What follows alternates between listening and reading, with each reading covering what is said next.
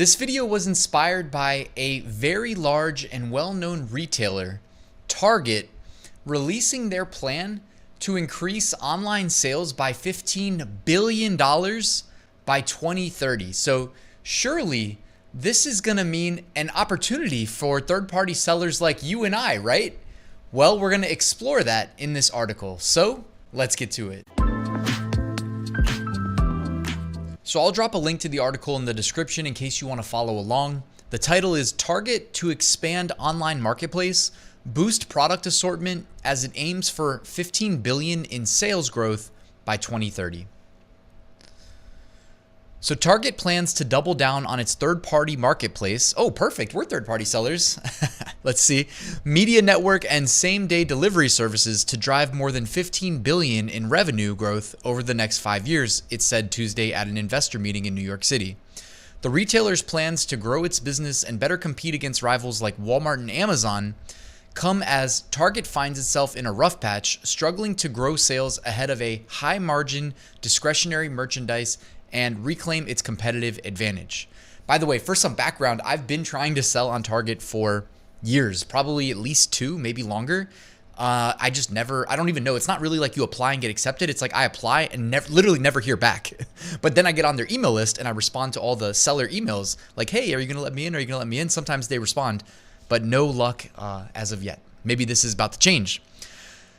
Let's resume. Shares of Target fell more than 5% in early trading on Tuesday, after the company issued its fiscal 2024 fourth quarter earnings and told investors it's expecting to see a meaningful drop in profits during its current quarter because of soft sales in February.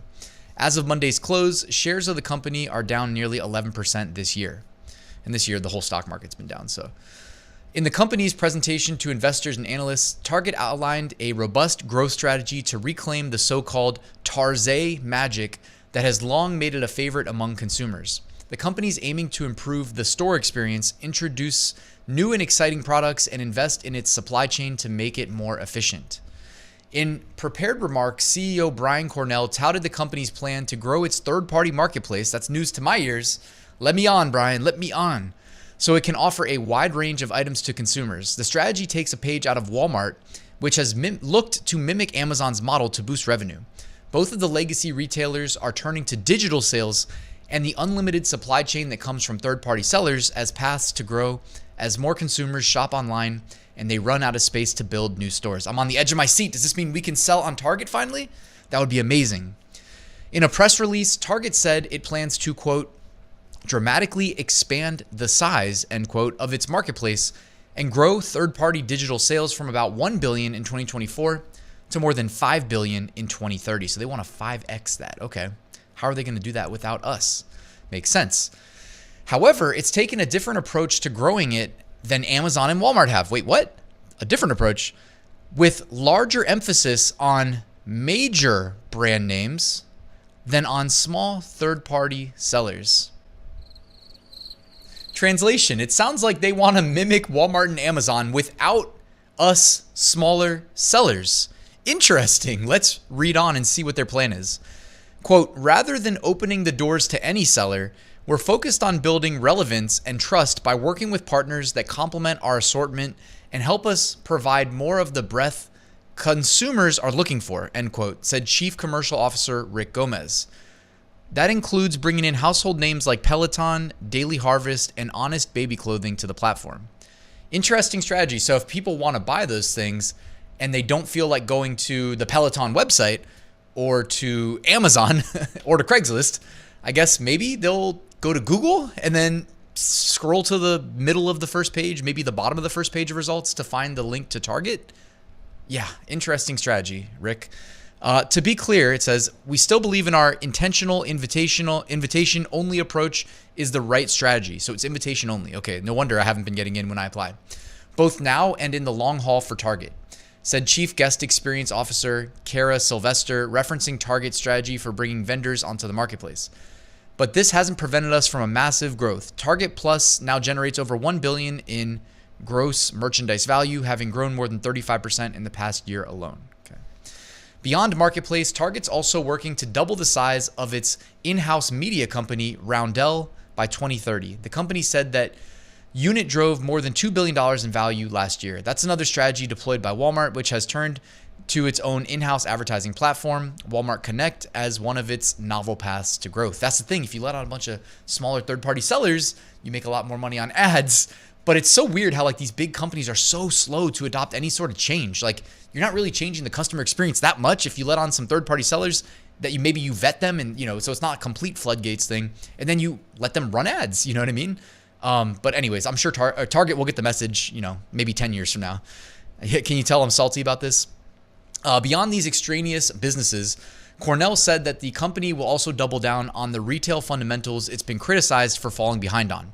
Fresher products, revamped stores, and better in-stocks. Quote, there are some forever truths in retail. One of them is retail is about product, and the best product at the best value wins, end quote. Chief Operating Officer Michael Fidelki said during the meeting. And when you can find that fantastic combination of newness, style, and value at Target, we win.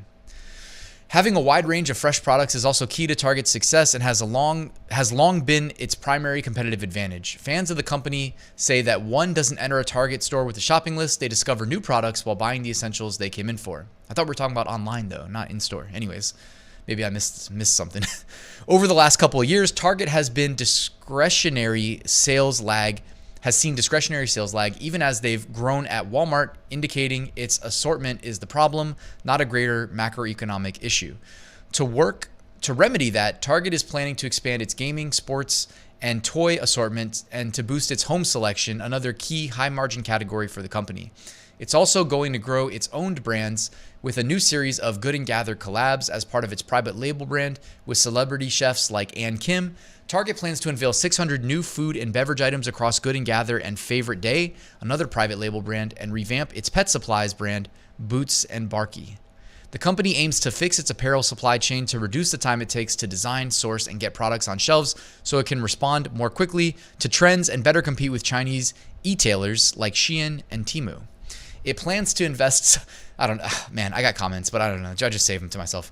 It's like, how you want to outcompete them, but of course they're going to move quicker if they're shipping straight from the manufacturer. It's like one thing Target didn't say is they're bringing manufacturing to the US, right? It's like they're going to be competing with these guys, but yeah, anyways, never mind. They're going to be adding their own margin to the same price, so it's going to be more expensive, but you'll get it quicker if you buy it from Target because you pay for the extra anyways. It plans to invest between $4 billion and $5 billion into stores, supply chain, and technology to reduce out of stocks and implement new delivery methods to boost delivery speeds. So if people want fast delivery, they'll no longer go to Amazon Prime. They'll go to Target. I don't know. I don't get it. Maybe it's over my head. Those investments will include modernizing the company's legacy inventory management system with, quote, AI-powered technology solutions. It said in a press release. Wow, they said the magic word AI, and their stock probably increased by 10% instantly. It's a joke. If you guys remember the rapid ascent of NVIDIA, it's like they would do a counter, and every time they did a press release or an earnings call, they would count the number of times NVIDIA would, their CEO would say AI, and the more that he said it, the more the stock would pump. It was funny. Quote, we know there's no Tarzay magic if you can't find the item you were looking for because we were out of stock or we didn't delight you in store, said Fidelki, end quote. It also plans to open 20 new stores, the majority of which will be large formats, and invest in remodels across the fleet. So somehow this article, I'm scrolling back to the top of the page real quick. Yes, it does. It says Target to expand online marketplace, boost product assortments as it aims for $15 billion in sales growth by 2030. Okay, maybe I misunderstood. It's not $15 billion in sales growth exclusively online, but they do plan to expand their online marketplace. Yeah, I don't know. Let me know what you guys think. I think it's crazy to not at least consider letting medium-sized third-party sellers on. Do I qualify as medium-sized? I'd love to know what kind of numbers you have to have to potentially qualify, because if I could hook up my Printful to Target, I'd probably have to use a third-party solution like Orderdesk, but either way, I bet you that would be nice to add another income stream in 2025 or 2026. I'm sure at some point they will open the gates, but until then, I guess we just have to wait and see. I have applied to sell on Target many times, and at least now I have a little bit of light shed on why I never hear back. Apparently it's invite only, and they want bigger brands. Let me know your thoughts though, guys, in the comments. Thank you for watching this video. Please like and subscribe, and I'll see you soon with another new video.